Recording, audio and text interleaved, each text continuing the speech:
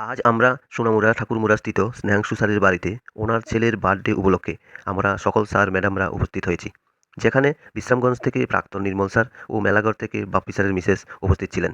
বাকিটা ইভা ম্যাডাম ও উত্তম স্যারের মুখ থেকে শুনতে শুনতে আমি আসছি। নমস্কার, আমাদের নতুন ব্লগ শুরু হয়েছে। আমরা আমাদের স্কুলের স্যারের জন্মদিন, ছেলের জন্মদিনে এসেছি। সবাই মিলে এসেছি, খুব আনন্দ হচ্ছে। এখানে আমাদের এসএন স্যার, দাদাজি স্যার, বাবি স্যার, ছেলে, তারপরে আমাদের মেলা স্যার, সবাই মিলে এসেছি। আমরা খুব আনন্দ করছি। হ্যাপি বার্থডে, খুব মজা হচ্ছে। আপনারা দেখবেন, লাইক করবেন। এটা হচ্ছে আমাদের পরিচিত চন্দ্রী বাড়ি। মাঝখানে ওরা স্কুলের কাজও করে ফেলছে। Happy birthday. খুব মজা হয়েছে, খুব আনন্দ করছি। একটু পরে আমরা খেতে বলবো। এদিকে আমিও আছি।